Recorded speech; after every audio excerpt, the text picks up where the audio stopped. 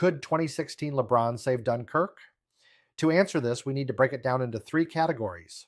A, why LeBron is capable. B, what happened at Dunkirk. And C, how LeBron could realistically change the outcome. So first, why is LeBron even capable of this? In 2016, LeBron delivered one of the greatest playoff performances we've ever seen.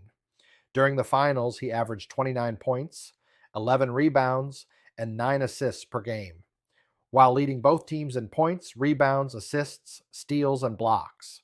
That's not just dominance, that's total control of the game. But stats alone don't explain it, because what made this version of LeBron different was the situation he was in. The Cavaliers were down 3-1 against a 73-win Warriors team. At that point, the series was basically over. Historically, teams don't come back from that. But LeBron didn't just survive, he flipped the entire series. In Game 5, he dropped 41 points. Game 6, another 41. And then in Game 7, with everything on the line, he delivered one of the most iconic plays in NBA history, the chase down block. And that moment shows something important. LeBron doesn't just perform under pressure, he gets better. So when you break this version of LeBron down, you get four key traits: comeback ability, clutch performance, leadership, and complete control of the game on both ends. Now let's move on to Section B, what actually happened at Dunkirk. In 1940, during World War II, Allied forces were pushed back to the beaches of Dunkirk in France. They were surrounded by German forces with limited options to escape. Over 300,000 soldiers were stranded, and the only way out was evacuation across the English Channel. Now, on paper, that sounds simple, but in reality, it was extremely difficult. Troops were scattered across the beach. Communication was inconsistent, and there was constant pressure from enemy forces.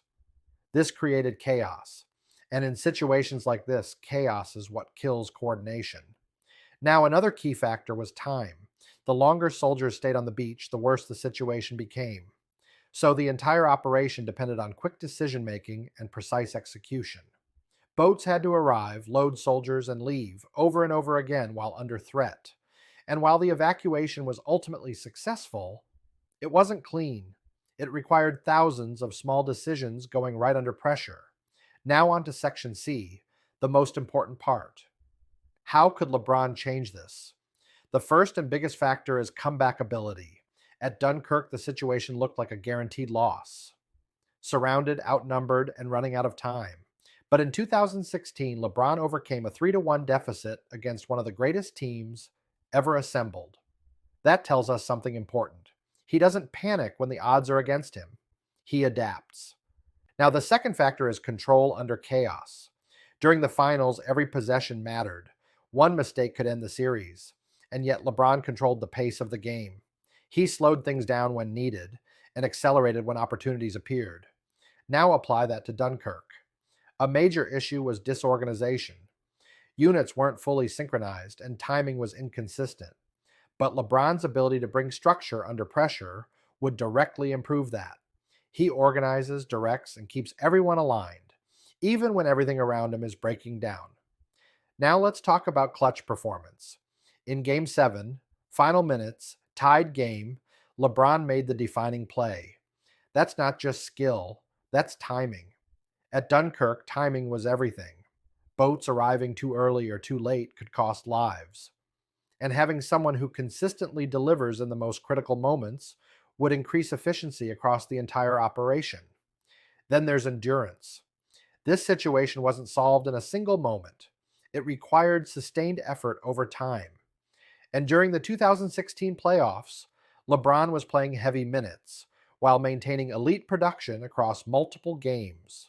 That level of consistency matters. And finally, two-way impact. LeBron wasn't just scoring in 2016. He was defending, facilitating, rebounding, doing everything. At Dunkirk, success required handling multiple responsibilities at once. And that versatility translates directly. Now, when you compare both sides, you have a massive group under extreme pressure, struggling with coordination, timing, and structure, versus a player who thrives in chaos, controls the pace, and delivers in the most critical moments. And because of that, The answer is yes. 2016. LeBron would have increased the chances of a successful evacuation, reduced chaos early on, and improved decision making when it mattered most. And that's why 2016 LeBron could have saved Dunkirk.